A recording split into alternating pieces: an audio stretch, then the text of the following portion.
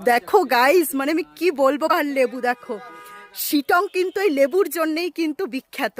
এই শীতকালে পুরো জানুয়ারি মাসটা এখানে এইরকম লেবু পাওয়া যাবে। এই লেবুগুলো আরো বড় হবে, তবে অনেক লেবুই কিন্তু হলুদ হয়ে গেছে, পেকে গেছে। ওগুলো কিন্তু খেতে ভীষণই মিষ্টি। আমি তো মানে মনে হচ্ছে সব লেবুগুলো পেরে নিয়ে যাই। তোমরা কারা কারা শিটং এর লেবু খেয়েছো কমেন্টে অবশ্যই জানিও। আমার তো ভীষণ মজা লাগছে লেবুগুলো গাছে দেখেই। এই গাছটা দেখো একবার, এই গাছটা উফ, মানে লেবুর ভারে গাছ পুরো একদম কাত হয়ে যাচ্ছে, এত লেবু দেখো। উফ, একদম নিচু, একদম দেখো জাস্ট মাটির থেকে একটু ওপরে দেখো। এত কমলা লেবু দেখে আমি পাগল হয়ে যাচ্ছি।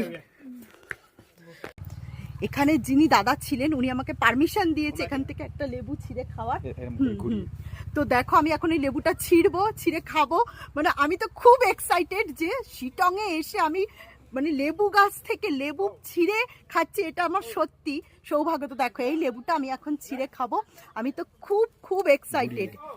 এই যে ঘুরিয়ে ঘুরিয়ে ঘোরাও ঘোরাও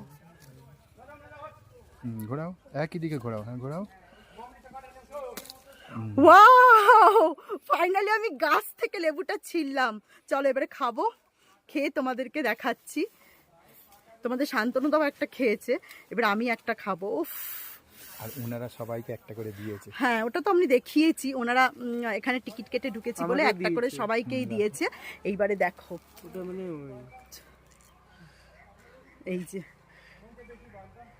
এই যে কমলা লেবুটা এবার আমি ছিঁড়ে খাবো।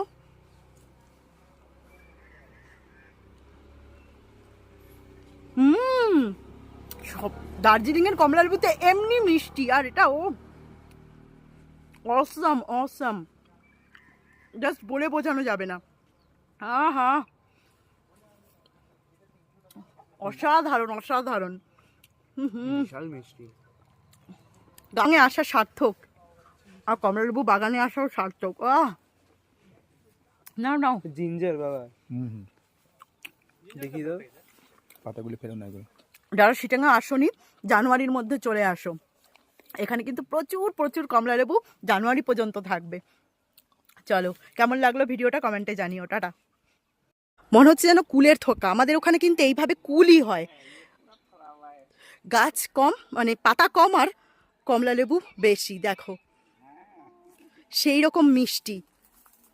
তোমাদের শান্তনুদা দেখো একটা পেরেছে, এবারে ছুলে খাবে। খাও খাও।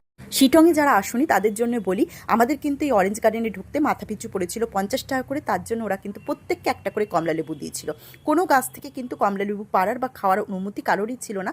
তবে যারা ভিডিও বানায় অনেক রিকোয়েস্ট করার পর একটা করে কমলা লেবু গাছ থেকে পাড়ার বা খাওয়ার পারমিশন ওরা দিয়েছিল।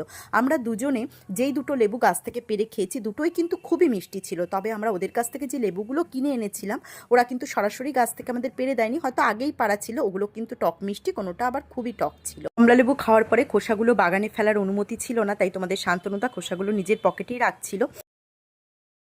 কেমন খেতে?